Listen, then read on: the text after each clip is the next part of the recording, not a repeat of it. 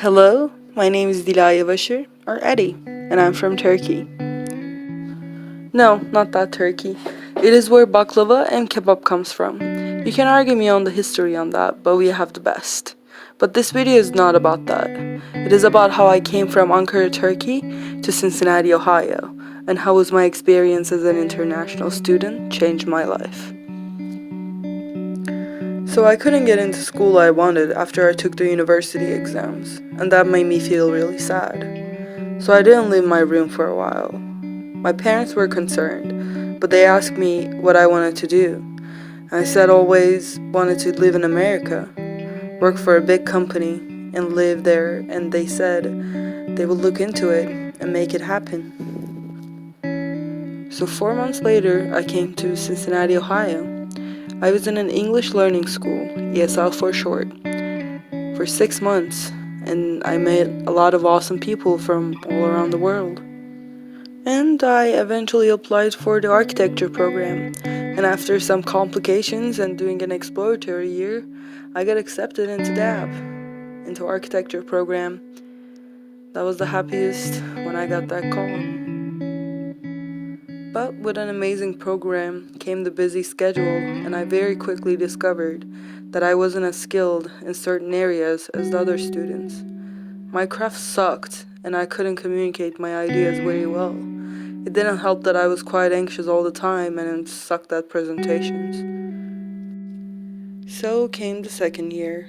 It was fine for a while, but then I did my internship for Kroger's, and I slowly understand that I didn't want to work for a big company. That was the start of my problems. For my second internship, I got to go to New York City, which is my favorite city in the whole world. It was after a hard semester, and my anxiety got worse, and 2 weeks before I left for New York, I learned that one of my best friends passed in a car accident. That hit me harder than everything, and I decided to change my self-image, hoping that it would help how I felt inside.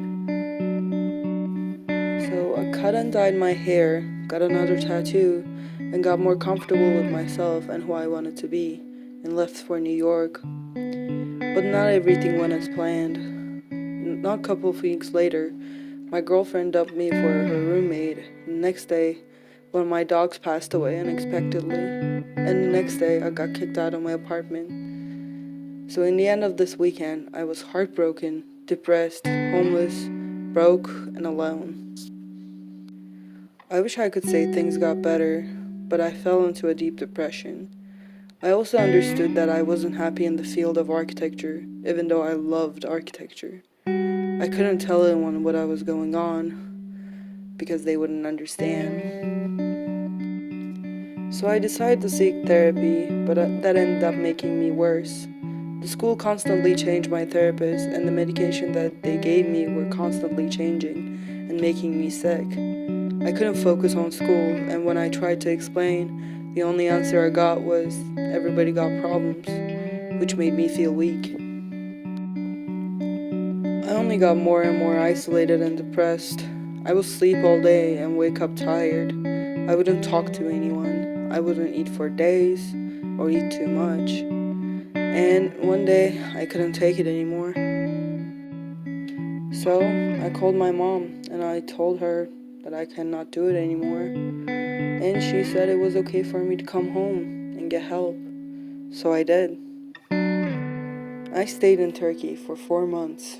I got diagnosed, got put on right medication, and got a therapist who is consistent and understands my culture. But more importantly, I got to spend time with my friends and family, and I found my passion again.